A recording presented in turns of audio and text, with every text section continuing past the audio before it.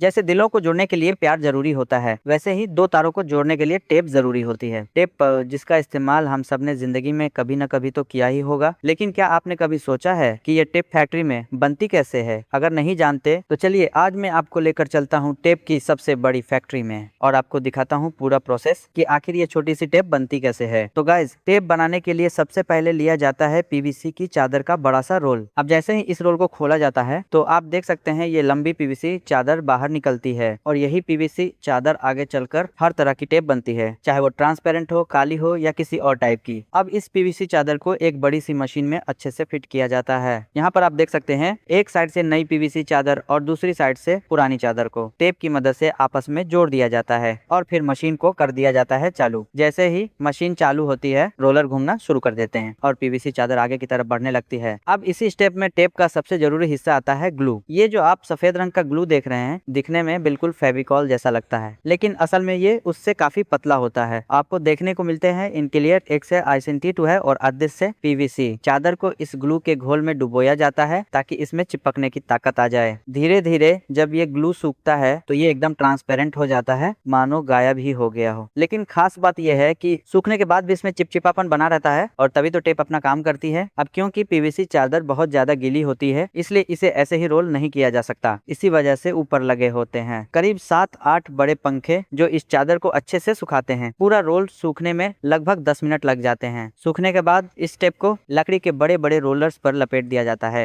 पुराना रोलर निकालकर नया रोलर मशीन में फिट किया जाता है और इसी तरह एक एक करके बड़े बड़े टेप के रोल तैयार हो जाते हैं। लेकिन गाइज, इतना बड़ा टेप का रोल कोई खरीदेगा नहीं, इसलिए अब बारी आती है कटाई की। इन बड़े रोल्स को उठाकर दूसरी मशीन में फिट किया जाता है, जहाँ ब्लेड वाली मशीन की मदद से इन्हें छोटे छोटे रोल्स में काटा जाता है। यही छोटे रोल्स होते हैं जो हम अपने घरों में या बिजली के काम में इस्तेमाल करते हैं। रोल कितना मोटा होगा, ये सब इसी मशीन से तय किया जाता है। कटाई के बाद सारे छोटे छोटे रोल एक एक करके क्रेट में रख दिए जाते हैं और फिर इन्हें ले जाया जाता है पैकिंग सेक्शन में। पैकिंग के लिए पहले प्लास्टिक की कवरिंग ली जाती है, उसके अंदर ब्रांडिंग का कार्ड डाला जाता है और फिर एक एक करके टेप के रोल उसमें फिट किए जाते हैं। इसके बाद मशीन से इन्हें अच्छे से सील किया जाता है और हमारी टेप की पैकिंग एकदम बढ़िया और मार्केट रेडी हो जाती है। अब ये टेप फैक्ट्री से निकलकर सीधे दुकानों तक भेज दी जाती है, जहाँ से हम सब इन्हें खरीदते हैं। तो बताइए गाइज, आपने कभी टेप का इस्तेमाल किया है या नहीं, और ये पूरा प्रोसेस आपको कैसा लगा? कमेंट करके जरूर बताना। मिलते हैं अगले वीडियो में। Take care, good bye.